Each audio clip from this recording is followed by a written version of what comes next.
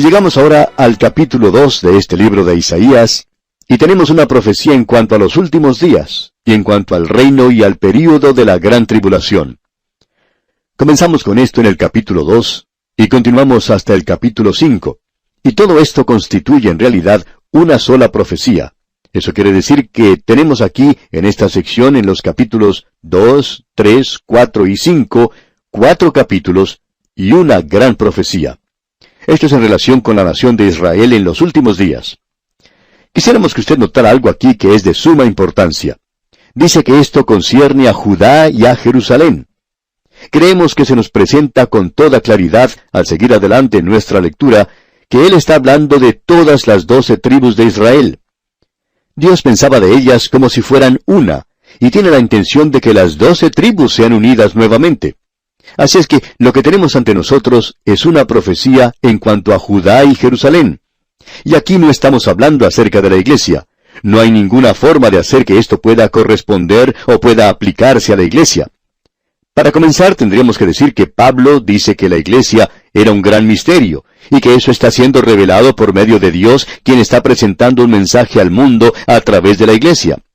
Pero la iglesia debe ser quitada de este mundo, y esto parecería ser más allá de la época de la iglesia, y mira hacia el día cuando Dios comenzará a actuar en una forma nueva. Y eso corresponde al período de la gran tribulación.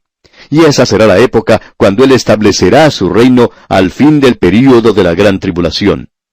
Pablo aclara eso en su epístola a los Romanos capítulo 16, versículo 25, donde dice, «Y al que puede confirmaros según mi evangelio y la predicación de Jesucristo, según la revelación del misterio que se ha mantenido oculto desde tiempos eternos». Ahora, si Isaías hubiera sabido acerca de esto, entonces no hubiera sido una nueva revelación para los apóstoles en la época de la iglesia primitiva. Tampoco hubiera sido algo nuevo para la iglesia de hoy, sino que sería algo que ya se había mencionado en el Antiguo Testamento.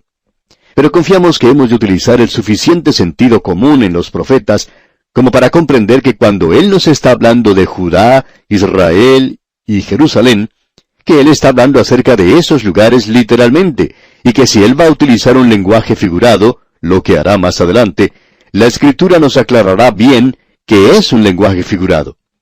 Creemos que es necesario comprender esto con toda claridad. Creemos que podemos agregar algo a esto que se menciona en la primera parte del versículo 2, donde dice, «Acontecerá en lo postrero de los tiempos, que será confirmado el monte de la casa de Jehová como cabeza de los montes». No diga, amigo oyente, que estos son los últimos días de la iglesia. Los últimos días de la iglesia pertenecen a la época de la apostasía espiritual. Pablo nos presenta eso con toda claridad cuando él está escribiendo sus epístolas pastorales a un joven predicador allá en su primera y segunda epístola a Timoteo. En la primera epístola a Timoteo, capítulo 4, versículo 1, leemos, «Pero el Espíritu dice claramente que en los postreros tiempos algunos apostatarán de la fe». Ahora, los postreros días de la iglesia, y lo que estamos leyendo aquí en Isaías, de los postreros días de Israel, no son lo mismo, no son cosas contemporáneas, no son cosas sinónimas. Estas, por cierto, que se extienden una sobre la otra, pero no se refieren al mismo período de tiempo. Es importante que notemos eso. Ahora, los postreros días comienzan con el período de la gran tribulación. El Señor Jesucristo nos ha aclarado eso cuando los discípulos le preguntaron ¿cuándo ocurrirían esas cosas?, hablando acerca de la destrucción de Jerusalén. Él extendió su mano y señaló los últimos días y lo llamó el período de la gran tribulación. Ahora, el período de la gran tribulación finaliza con la llegada de Cristo y con el establecimiento de su reino. Ahora, en el versículo 2 leemos, «Acontecerá en lo postrero de los tiempos». Ahora, en los capítulos 2 al 5 de Isaías, encontramos un lapso de tiempo que trata con el período de la gran tribulación y el reino que será establecido sobre esta tierra. Leamos ahora todo este versículo 2. «Acontecerá en lo postrero de los tiempos, que será confirmado el monte de la casa de Jehová como cabeza de los montes, y será exaltado sobre los collados, y correrán a él todas las naciones». Eso es importante de ver de nuestra parte. Debemos enfatizar aquí que estamos hablando de un día que vendrá en el futuro, y que le corresponde a esta nación después de haber sido quitada la iglesia del mundo. Cuando la Escritura dice montaña, se refiere a un reino o a una autoridad o gobierno. El profeta Daniel nos aclara eso en su profecía en el capítulo 2, versículo 35, lo cual no vamos a leer ahora. Pero también se nos aclara esto allá en Apocalipsis capítulo 7, versículo 9, y también en Apocalipsis capítulo 13, versículo 1, de que ahora nosotros estamos hablando de un reino, una autoridad. Dice aquí, acontecerá en lo postrero de los tiempos, que será confirmado el monte de la casa de Jehová como cabeza de los montes. Es decir, sobre todos los reinos de este mundo. Eso es lo que se nos dice, que los reinos de este mundo vendrán o correrán al reino del Señor Jesucristo. Y Él será el Rey de Reyes y el Señor de Señores. Estamos mirando, observando hacia esa época. Una de las razones por la cual la nación de Israel se encuentra en una situación tan candente hoy, es que quizás sea la más sensitiva de todo el mundo, porque ese es el lugar preciso que Dios ha elegido para colocar su centro político y su centro religioso durante su reino en este mundo. Eso lo podemos apreciar claramente aquí. Y muchas naciones, todas las naciones, correrán a Él. Ahora se nos dice en el versículo 3 lo siguiente. Y vendrán muchos pueblos y dirán, venid y subamos al monte de Jehová, a la casa del Dios de Jacob, y nos enseñará sus caminos, y caminaremos por sus sendas, porque de Sión saldrá la ley, y de Jerusalén la palabra de Jehová. El gobierno y la religión estarán ubicados en Jerusalén, y se nos dice que el Señor Jesucristo se sentará en el trono de David. Eso lo hemos podido apreciar muy claramente en el Nuevo Testamento, que el Señor Jesucristo se sentará en el trono de David. Y ahora en el versículo 4 se nos dice lo siguiente.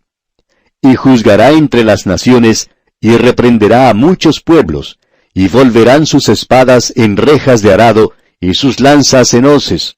No alzará espada nación contra nación, ni se adiestrarán más para la guerra. Este período es un período de juicio, es otro juicio para la humanidad. Y habrá muchos que serán juzgados durante ese período. Y por supuesto habrá multitudes de personas que serán salvadas en ese tiempo. Este versículo 4 nos deja muy en claro que solamente durante el reino ellos serán capaces de convertir sus espadas en rejas de arado. En realidad, Joel nos aclara que durante el tiempo de la gran tribulación eso será lo contrario. Ellos cambiarán los arados en la espada. Y de paso digamos que nosotros estamos viviendo en eso hoy. Esa idea que existe hoy de que las naciones y las personas depongan sus armas es a nuestro juicio contrario a la palabra de Dios. El Señor Jesucristo dice, el hombre fuertemente armado guarda su casa. Si usted quiere tener paz, usted tiene que tener leyes y orden. Quizá no le agrade esa expresión, pero es necesario tenerlo si es que usted quiere tener paz y seguridad en este mundo hoy. Y mientras usted y yo estemos viviendo en este mundo malo, entonces conviene que el hombre fuertemente armado cuide su casa. Esta es una profecía que será cumplida cuando el Señor Jesucristo esté reinando en la tierra. Y cuando Él esté reinando en Jerusalén, usted podrá quitar las cerraduras de sus puertas, podrá caminar de noche sin ningún peligro, no tendrá temor de ser llamado a servir en el ejército, ya que no habrá más guerras, y entonces podrá convertir su espada en rejas de arado. Y en aquel día no habrá necesidad de tratar de quitar todas las armas en existencia, porque el Señor Jesucristo va a hacer eso. Ya no habrá ninguna necesidad de ellas. Ese es el reino que Él establecerá sobre esta tierra. Él es el príncipe de paz. Podríamos decir que es fútil el día de hoy, casi no tiene sentido, y es insensato que algún hombre, no importa a qué parte del mundo pertenezca, o que venga de esta o aquella nación, cuando esta persona promete que habrá paz en la tierra, o que los hombres pueden lograr la paz. Alguien ha dicho que las Naciones Unidas fueron creadas para poder lograr la paz sobre la tierra.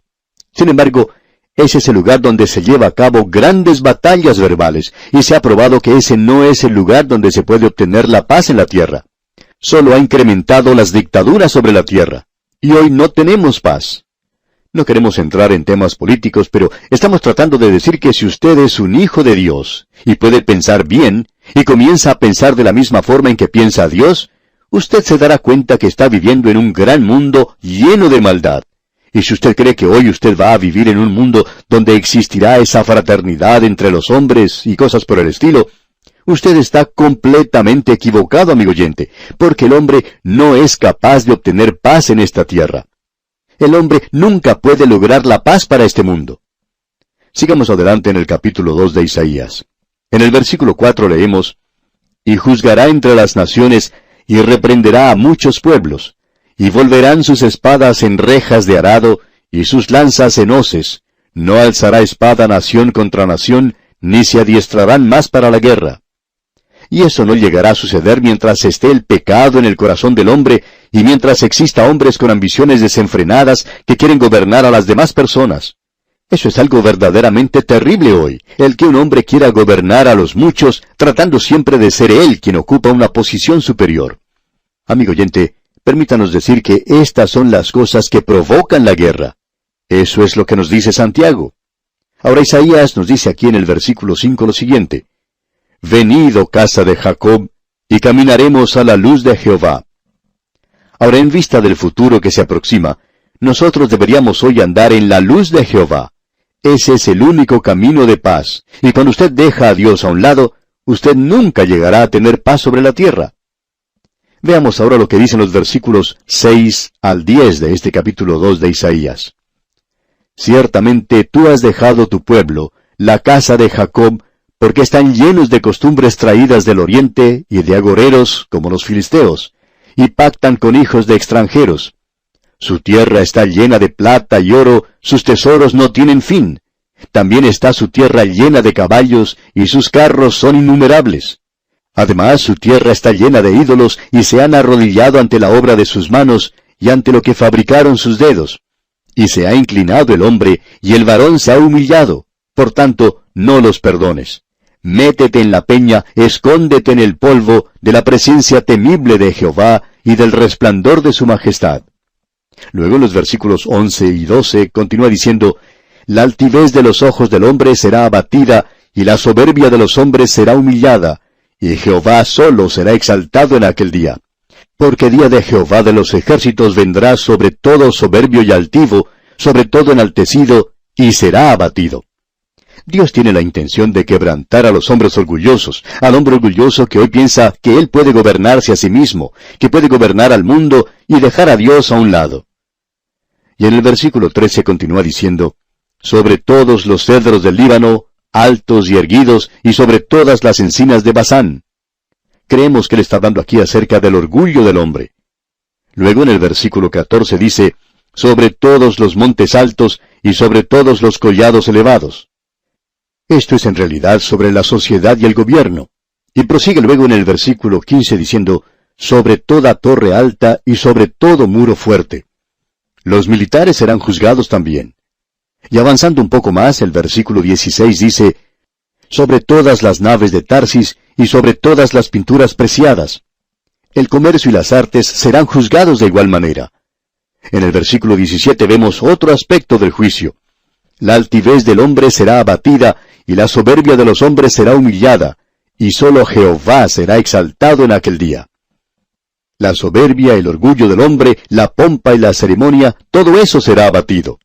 Y según el versículo 18, Dios hará algo más, y quitará totalmente los ídolos. Él va a quitar toda la religión falsa. Luego, en la primera parte del versículo 19, vemos algo que sucederá. «Y se meterán en las cavernas de las peñas, y en las aberturas de la tierra, por la presencia temible de Jehová». Juan, en el libro de Apocalipsis, nos dice lo que el hombre hará cuando el Señor venga en aquel día. Usted y yo estamos viviendo en un mundo que está siendo gobernado y que se está hundiendo. Todo lo que uno puede observar en la televisión hoy no es otra cosa sino aquello que tiene que ver con la economía política y el gobierno y el comercio, los negocios, el arte, el orgullo del hombre y la religión del hombre. Todo eso es lo que es presentado hoy. Y el Señor Jesucristo es el que debería ser exaltado en la tierra hoy. Y Él no es admitido en ningún lugar en los gobiernos hoy, ni tampoco en la sociedad ni en los negocios, o en el arte, o en las ceremonias de este mundo. Y aún en la religión del mundo, Él queda de lado. Amigo oyente, Él vendrá algún día, y cuando eso suceda, toda esta gente huirá a las cavernas de las peñas. Yo no sé si el hombre ha sido o no hombre de las cavernas, pero estoy seguro que lo será en el futuro. El hombre va a regresar a las cavernas. Y aquí en el versículo 20 y en la primera parte del versículo 21 leemos: Aquel día arrojará el hombre a los topos y murciélagos sus ídolos de plata y sus ídolos de oro que le hicieron para que adorase, y se meterá en las hendiduras de las rocas y en las cavernas de las peñas. Y ahora su mensaje se encuentra en el versículo 22, donde dice: Dejaos del hombre cuyo aliento está en su nariz, porque ¿de qué es él estimado? No ponga su confianza en el hombre, amigo oyente. Usted sabe que nosotros podemos exhalar el aire. Pero ¿sabe usted si va a poder inhalar otra vez? Y eso es todo lo que el hombre es hoy, solamente un pequeño aliento. Y si no puede llegar a respirar, desaparece de la escena. Y eso es lo que ocurre con multitud de personas hoy. Algunos tienen problemas del corazón, los tenemos con nosotros un momento y de pronto desaparecen de la escena de este mundo. No ponga, pues, su confianza en el hombre. Ponga su confianza en el Señor Jesucristo hoy y Él le salvará para siempre. Y aquí nos detenemos por hoy, pero Dios mediante retornaremos en nuestro próximo programa cuando daremos comienzo al estudio del capítulo 3 de este libro del profeta Isaías. Le sugerimos, como lo hacemos siempre, leer este capítulo 3 para estar al tanto de lo que diremos en nuestro próximo estudio. Por hoy, nos despedimos deseando a usted las más abundantes bendiciones del Señor.